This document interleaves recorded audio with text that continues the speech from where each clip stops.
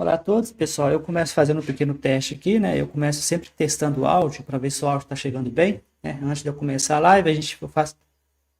Beleza? Testando. Olá a todos.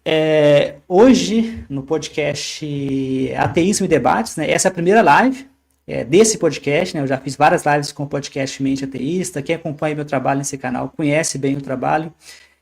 Nós tivemos uma live em inglês, mas eu também já publiquei em português, usando inteligência artificial, uma conversa com uma cientista muçulmana, né? Que é muito interessante, né? A gente conversou e viu que a gente tem muita coisa em comum com o cristianismo, né? Quem está tentando fazer essa separação. Mas hoje a gente vai receber um convidado barra pesada, uma pessoa com uma longa história, né? Eu diria, achar que 100 anos, você pode falar um pouco mais sobre a gente, passou por períodos importantes do Brasil, como acho que ele muito bem passou pela ditadura militar, e sempre ali na ciência brasileira, né? E a ciência brasileira tem passado por muitas modificações nas últimas décadas, né? Eu tive a oportunidade de fazer o Ciências Sem Fronteiras, né? Eu fui estudar no exterior com financiamento do governo, Ciências Sem Fronteiras, que foi no governo Dilma, e eu reconheço que esse tipo de conquista foi devido a pessoas que lutaram no passado, né? Às vezes, a gente aceita como dado de que o que a gente tem como privilégio, tem uma bolsa de doutorado, tem uma bolsa de mestrado, é uma coisa que caiu do céu. Não, foram pessoas que lutaram para a gente ter o direito. Hoje nós temos convidado barra pesada. Antes da gente começar, eu queria anunciar que eu estou escrevendo um novo livro, né, chama Albert Einstein e o Ateísmo. Esse é o motivo pelo qual o nosso convidado está aqui hoje, porque ele escreveu também uma coluna no jornal da USP, né, no qual ele falou justamente sobre Albert Einstein. Eu queria agradecer o Edmur, né? O Edmur é membro do grupo Cientista Sem Religião, Scientist Free From Religion, no qual ele compartilha muita coisa interessante. Ele compartilhou exatamente um artigo desse professor que está conosco hoje, né? E agradecer muito por compartilhar. Para quem não sabe o que é o meu projeto, eles são várias frentes de ataque, né? Muitos já conhecem, que acompanham o podcast Mente Ateísta. As frentes envolvem livros, o blog eu publico quase todos os dias, 2 postagens por dia, tem em português e inglês, né? Tem o Mente Ateísta em português e tem o Scientist Free From Religion, então que está em inglês, né? O livro basicamente ele vai falar sobre Albert Einstein, porque Albert Einstein é uma figura muito mal usada, né? As pessoas usam Einstein de uma forma equivocada. Então a famosa frase, né? A ciência sem religião é manca e a religião sem a ciência é cega. Então, o livro ele ataca os dois lados. Ele ataca o lado do cristianismo, né, que é muitas vezes usado de forma instrumental, e ataca do lado do ateísmo também, que muitas vezes é usado de forma instrumental. O nosso convidado de hoje tem muito para nos ensinar e para falar. Mas antes de a gente começar, eu queria mostrar para vocês alguns livros, né, que já estão impressos, né. O primeiro livro, né, que está impresso é o Seria a Bíblia um livro científico, né. São vários livros, né. Esse livro tem a ver com a live de hoje, por quê? Porque ele está vendo um pouco mais grossinho, né? Nele eu pego várias passagens bíblicas, né, e vou destrinchando, né, e colocando a ciência moderna, né? O que a ciência moderna diz, né? Já está disponível, né? O outro livro que é um pouco mais científico, né? Cientista, tá vendo? Ciência para não cientista, né? Eu foco no bolsonarismo, né? Mas tem a ver com pensamento crítico. E o terceiro livro que eu queria recomendar hoje para vocês é o sobre desinformação, né, que também tem a ver com pensamento crítico, né? Todos os meus trabalhos são focados em pensamento crítico. Vocês têm o link, né, na parte de cima ali, se vocês colocar o celular, vocês vão direto, né? Só que já são bastante coisa para vocês lerem. Se vocês clicarem no QR Code, né, coloca o smartphone no QR Code e vocês vão ter acesso, né? Então, basicamente é isso, né? Lembrando que vocês podem deixar comentário, isso vai ficar disponível futuramente para quem quiser assistir. E lembrando que o podcast Ateísmo em Debates, ele tem como objetivo trazer pontos de vista opostos, né? As pessoas não precisam concordar comigo, não precisam concordar com o mainstream, né? O objetivo é trazer assuntos, né? Até o momento tem usado a inteligência artificial, esse é a primeira conversa com humanos que a gente vai ter, todas as conversas com a inteligência artificial, usando artigos que eu publiquei. Talvez nós vamos ter uma conversa com uma feminista, ativista, ateia. A gente está combinando, vai ser sobre feminicídio e ateísmo. O que o ateísmo pode fazer para ajudar a combater o feminicídio, né? Então, basicamente é isso. Eu vou trazer nosso convidado para o palco, né? Ele vai se juntar a nós ao palco aqui. Bom dia, professor. Eu espero que você esteja tudo bem com o senhor. Eu vou te chamar você de José, se me permitir, e eu queria que você se apresentasse para o público. Olá, Jorge, bom dia. Olha, Jorge, eu sou gaúcho, eu nasci em Santo Ângelo, um município distante de Porto Alegre, em 1928. Faz quase um século, viu? E, Acho que passou pela Getúlio Vargas, é, ditadura. e, e- e são judeus que vieram da Rússia, naquela primeira onda, no começo do século, por volta de 1900, e não tinha nada a ver com as guerras mundiais. Eles vieram, houve uma imigração importante de judeus que saíram do que era, na época, o Império Russo, né? E vieram para a área rural, não é mesmo? Para colonizar essas regiões. Evidentemente, com os judeus não dá certo, né? Esse negócio de judeu trabalhar na agricultura só deu certo em Israel durante algum tempo, né? Aos poucos eles foram para comércio, etc. E meu pai era um comerciante e acabamos indo para Porto Alegre, porque minha mãe faleceu quando eu era pequeno e porque havia oportunidades melhores, inclusive para a educação. E, de fato, a educação em Porto Alegre era excelente. Eu tive um curso primário excelente.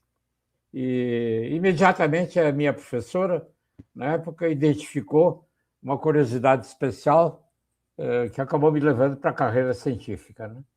E eu acabei fazendo o ginásio estadual Júlio de Castilhos, que era um ginásio laico com forte influência positivista. As pessoas tendem a esquecer, mas o positivismo era forte no Rio Grande do Sul, em meados do século passado. E, curiosamente, um dos professores que mais influiu na minha percepção sobre o mundo na época era um ex-seminarista. E eu me interessei muito, na ocasião, por catolicismo, etc. E como minha família de judeus não praticantes, eu não era praticante absolutamente, eu me interessei por catolicismo, devido à influência do meu professor. Mas eu logo percebi, então, quer dizer, que isso colidia claramente com a minha tendência, que era de me tornar um cientista, né? Que é o que aconteceu. Eu vim para São Paulo, porque as oportunidades para a pesquisa que existiam na ocasião estavam centradas na Universidade de São Paulo. Isso foi por volta de 1950, porque ainda estavam em São Paulo os professores que tinham vindo instalar a Universidade de São Paulo. E, com o meu interesse, obviamente, era por física e química, não é mesmo? Eu fiz o curso de física na Faculdade de Filosofia, Ciências e Letras, onde havia um ex-aluno do Enrico Fermi, que era um dos grandes cientistas que haviam desenvolvido o nosso entendimento sobre a estrutura da matéria durante a década dos 30. E me tornei um cientista, então. E durante o resto da minha vida, eu fui um cientista, continuo um cientista até agora. O que ocorre é que, durante esse período todo, você acaba sendo empurrado, você vai envelhecendo e vai sendo empurrado para funções administrativas. E todas as funções administrativas que eu tive, e foram várias, não me afastou da atividade científica, que eu me considero cientista até hoje, pesquiso e publico nas revistas internacionais. Agora, aos poucos, então, devido a essa trajetória, eu acabei me tornando reitor da USP, que foi a primeira função importante que eu exerci. Ser reitor da USP é um processo mais complicado do que ser eleito governador de um estado, viu? Porque a Universidade de São Paulo, no caso, tem cerca de 5.000 professores e todos eles se consideram capacitados para dirigir a universidade. E ser escolhido, então, entre 5.000 professores ser o reitor da universidade não é uma tarefa fácil, mas ocorreu ocorreu comigo e eu tive um papel significante na Universidade de São Paulo, porque foi justamente na transição do regime autoritário para o regime democrático. Quer dizer, nós atravessamos na Universidade de São Paulo um período negro, com as cassações que ocorreram e que atingiram duramente a Universidade de São Paulo, mas que permitiu que a universidade conseguisse se reorganizar e acabar elegendo um reitor, em 1986, que não fazia parte do sistema autoritário. Pelo contrário, até era digamos, investigado pelo regime autoritário. Né? Nós, durante o período autoritário, nós criamos a Sociedade Brasileira de Física, que se tornou uma das primeiras sociedades que resistiu ao autoritarismo, e depois a Sociedade Brasileira para o Progresso da Ciência, que teve um papel muito importante na luta pela restauração da democracia. Eu fui presidente de ambas, da Sociedade Brasileira de Física e da Sociedade Brasileira para o Progresso da Ciência. E ao longo dos anos, sendo cientista e presidindo essas sociedades que são múltiplas, que têm tendências de toda espécie, as pessoas, de vez em quando, levantavam o problema no qual você se interessa. Né? Quer dizer, como é que o cientista lida com o problema de Deus? Né? É todo mundo ateu? É todo mundo católico? Porque a população brasileira é majoritariamente Cristã, né? católica. Né?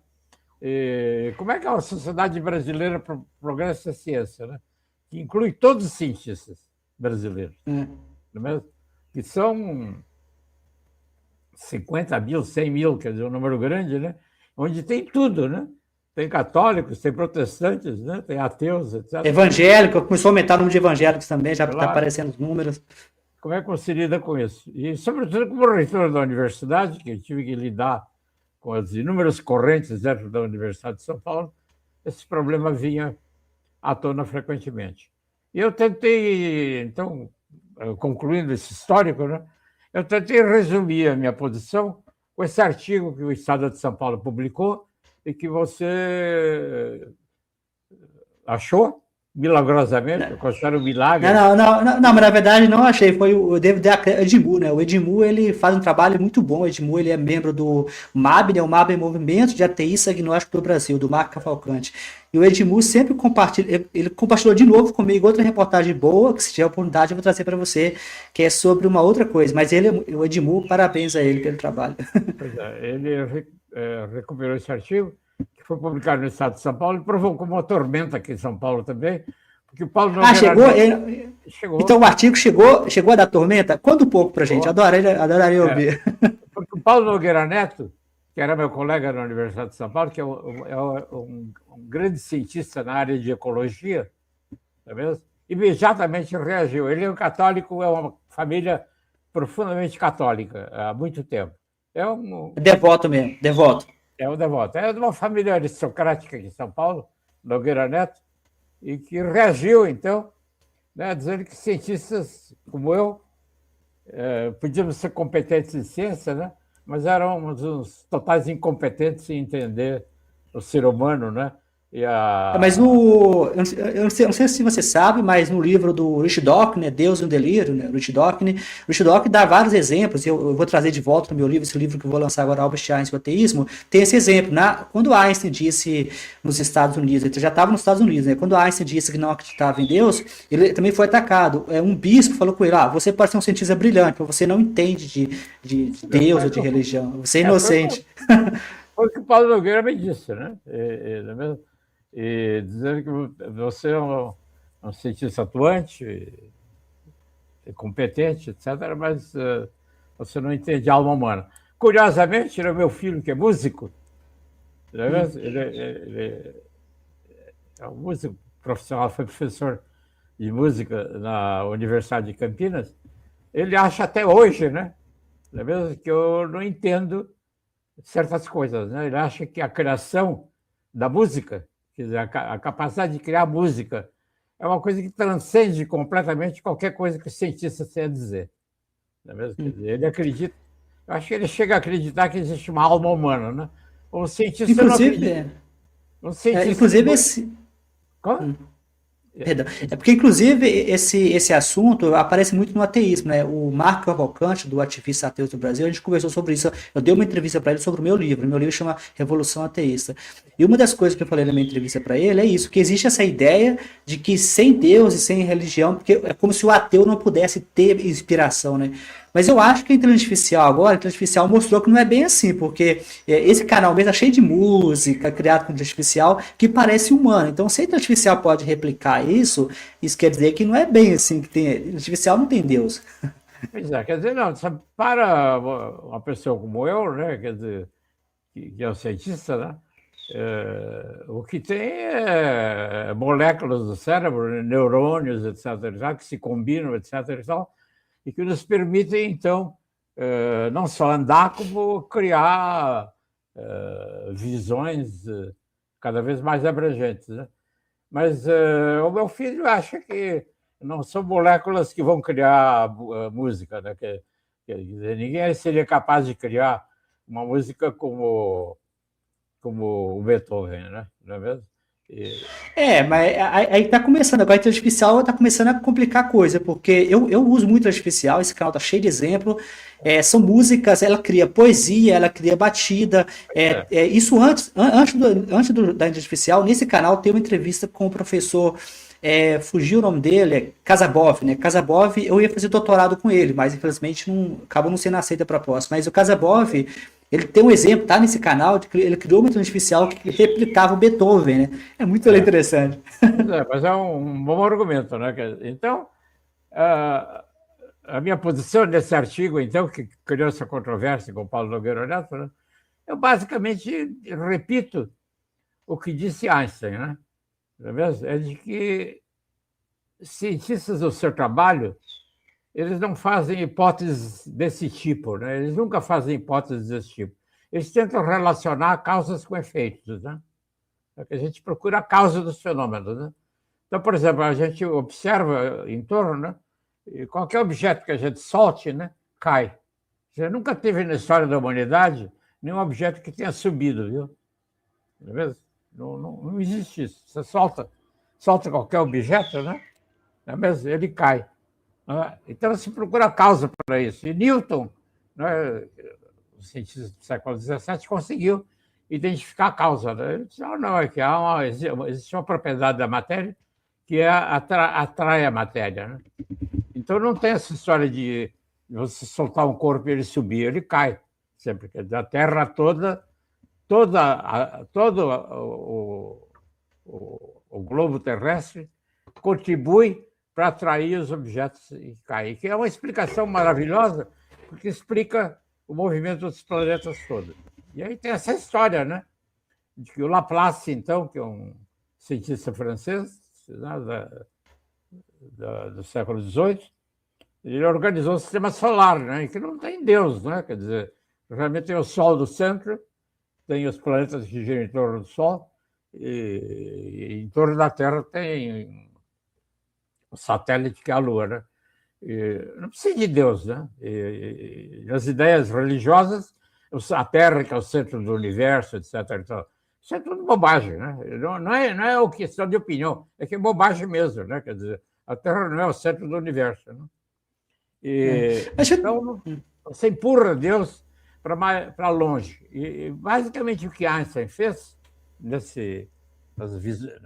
artigos dele, e que eu repito no meu artigo, é que todas essas crenças de que Deus comandava tudo que ocorre na Terra foi sendo empurrado para longe.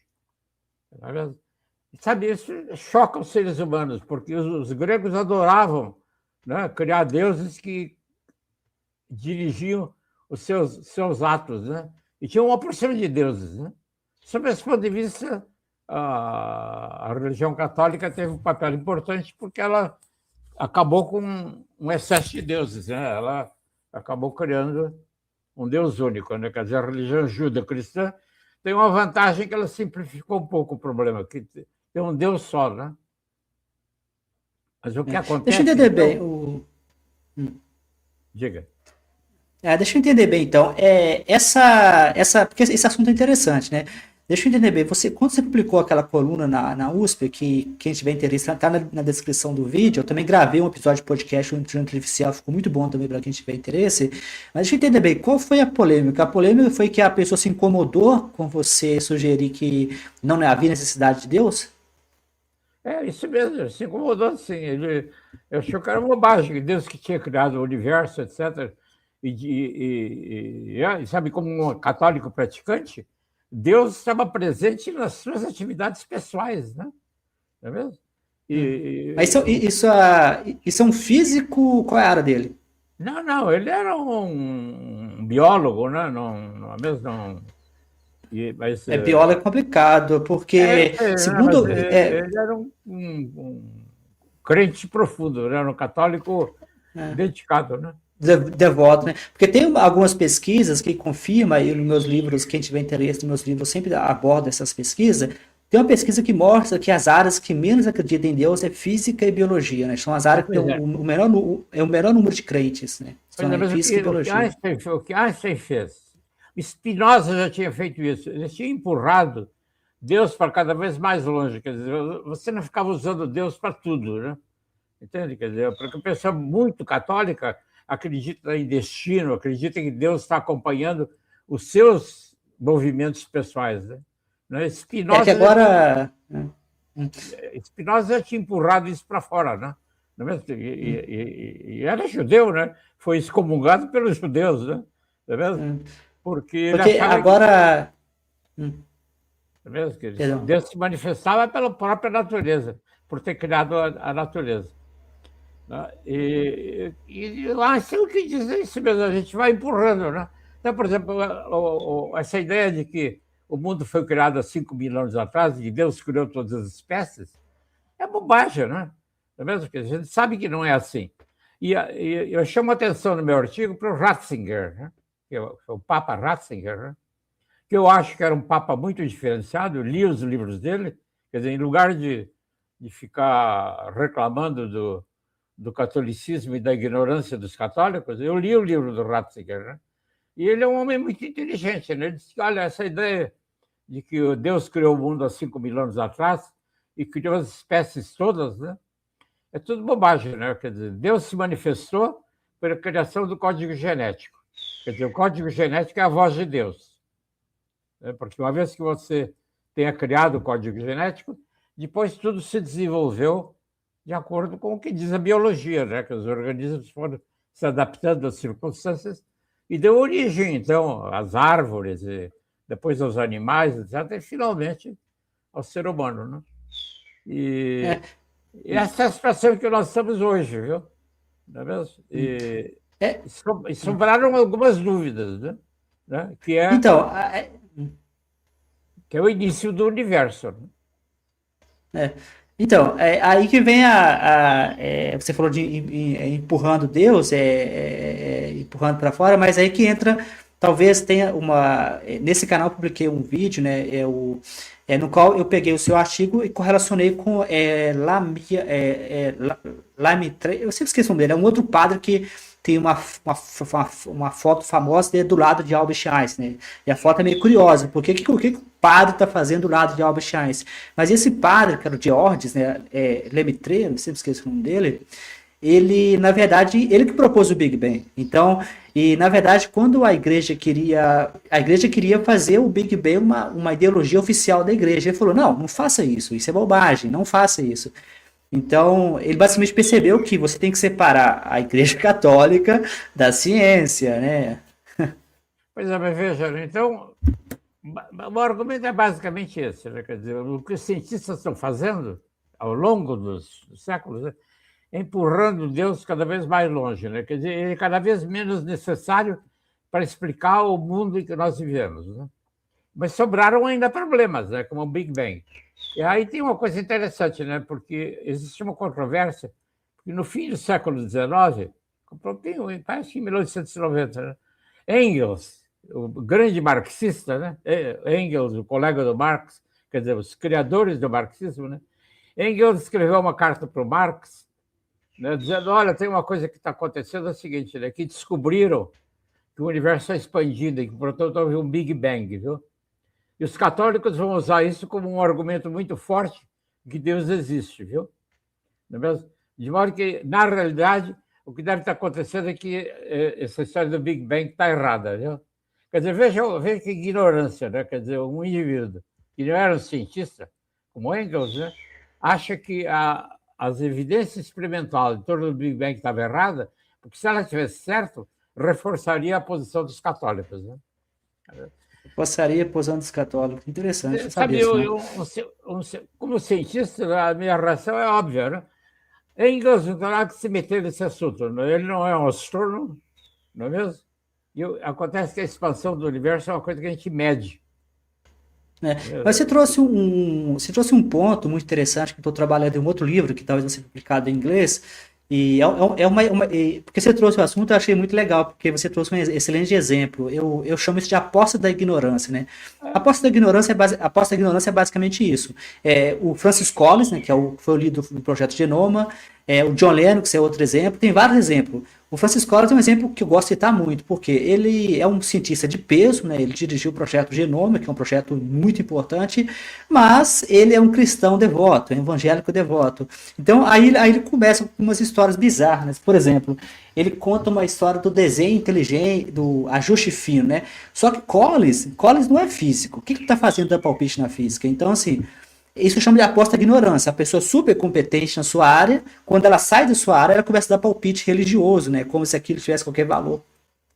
Pois é, você veja, o exemplo que era citado como a existência de Deus, já, e no passado, era o quão perfeito é a visão humana, né? Quer dizer,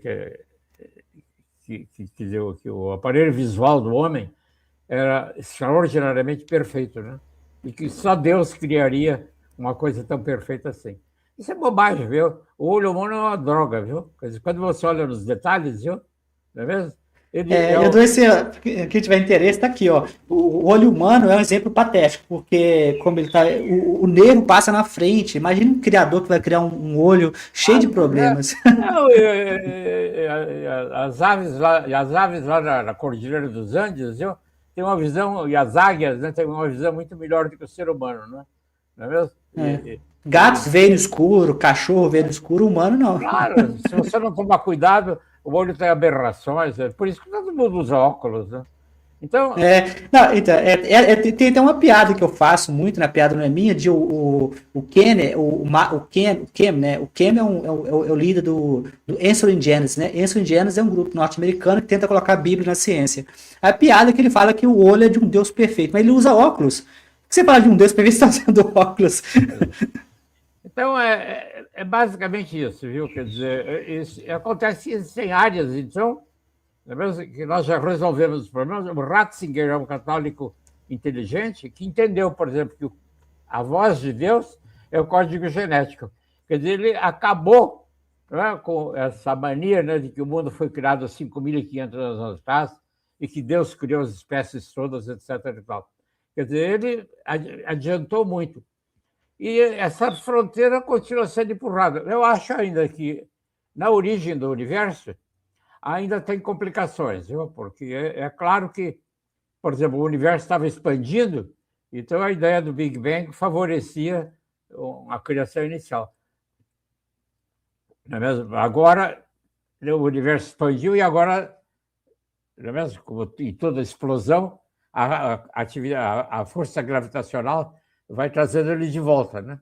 Quer dizer, então nós voltaríamos daqui a bilhões de anos a ter tudo de volta num ponto inicial. Mas não é verdade, né? Porque está se descobrindo que nas distâncias muito grandes o universo está expandindo por causa da matéria escura. Quer dizer, realmente Mas, tem. mas Então, então a ideia de que o universo está colapsando é incorreta. Né? Houve uma explosão inicial, ele expandiu e agora está voltando. Essa é a ideia, digamos, há 20, 30 anos atrás. Agora está se descobrindo que nas fronteiras do universo ele está expandindo. E a gente não sabe direito ainda o que é, aparentemente, a matéria escura que está fazendo isso. Então, a gente, cientista, concluindo, basicamente, é o seguinte: cientista tem uma postura filosófica em relação a Deus, né? Quer dizer, É. ele era usado para resolver os problemas todos, definir o destino, a reencarnação, e não sei o que, etc. e tal, o destino das batalhas, etc., que Deus decidia as batalhas, etc. A gente está empurrando isso tudo para longe. E sobraram coisas ainda, né? Então, não convém ser. Como a gente está levantando dúvidas sobre a existência de Deus, é preciso mantê-las como dúvidas, né? Vamos empurrando para longe, né? Que é o que Einstein diz e que eu acho que é a posição correta. Né?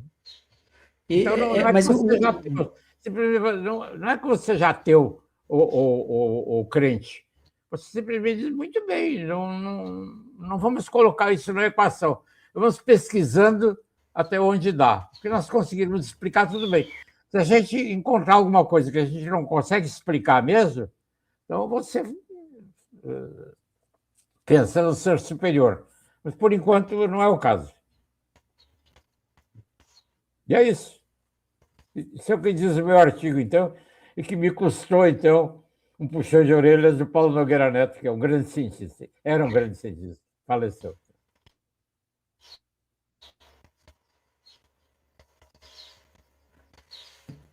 Tá bom, Jorge. É isso, então. deu um pequeno pico, não sei se está conseguindo ouvir direito, deu um pequeno pico de areia na internet. Não é um problema. Talvez tá dando para ouvir direitinho, mas talvez para um público. Deu um pequeno pico de. Eu não sei se é a minha ou se é a sua, mas. Talvez para o público geral, né? Como a gente tem um público. Talvez muitos públicos. Existe uma ideia falsa de que ateu é cientista, cientista é ateu. Não, essa ideia é falsa. Então, como é um público geral, é bom a gente entender que o que o José está explicando aqui é que a ciência vai avançando, né? Existem dúvidas sobre o Big Bang, não está tudo consolidado, não está tudo resolvido, mas é importante separar que dúvida não é espaço para enfiar explicações religiosas, né? Acho que é bom a gente sempre lembrar que e chama Deus a lacuna, né? God of the Gaps, né? Que é quando o religioso ele vê um vácuo, né? O Francis Collins faz isso, né? O Francis Collins, quando ele fala de ajuste fino, é verdade, porque os físicos eles descobriram que o universo é ajustado, né? Existem várias constantes no universo, como a velocidade da luz e coisa e tal, que são exatamente precisas, né? Aí o Francis Collins, que é um cientista cristão devoto, ele fala que, então a única explicação é Deus, né? Aí ele fala que o universo paralelo exige mais fé do que acreditar em Deus. Mas aqui vem o Deus à lacuna, porque o fato de a gente não saber algo, é verdade, a ciência está sempre se reciclando, a ciência está sempre encontrando errando, a ciência às vezes vai numa direção e descobre que aquela direção está errada, então vamos voltar e vamos recomeçar, mas isso não é espaço para religião, né? Não é espaço para, sei lá, enfiar uma historinha na complicação. É isso então, Jorge. Tá bom? Tá. Então você quer fechar a live? Quero, acho que a contribuição que eu posso fazer é essa, viu? Tá perfeito. Então, eu queria agradecer muito você pela conversa. Queria agradecer a todos pela presença. O material vai ficar disponível. O professor José, ele tem esse artigo que está disponível lá na descrição, para quem quiser assistir. Eu agradeço muito pelo ter aceito o convite, por ter separado o seu tempo. E se quiser falar alguma coisa para fechar, pode falar. Não, eu quero elogiar o seu trabalho, né? Acho que é muito útil o que você está fazendo. E é isso mesmo, viu? Inclusive, em todas essas questões que você aborda, inclusive feminicídio, viu? Educando as pessoas que nós vamos eliminar esses problemas. Não tem outra solução, viu? Não vai ser colocando um guarda em cada esquina, viu? Não vai ser colocando um guarda em cada esquina, viu? Acaba não funcionando, porque no final a gente precisa educar mesmo. A educação é mais forte do que qualquer forma de violência. É isso aí. Tá bom, muito obrigado. Antes de você, eu vou fechar a live, mas antes de você, não fecha o browser que eu vou te agradecer em privado eu vou só fechar a live aqui e vou despedir em você em privado. Então, muito obrigado a todos pela presença. Lembrando que os meus livros estão todos disponíveis na Amazon. Lembrando que no QR Code vocês conseguem acessar o perfil completo com todos os livros. Então, muito obrigado a todos.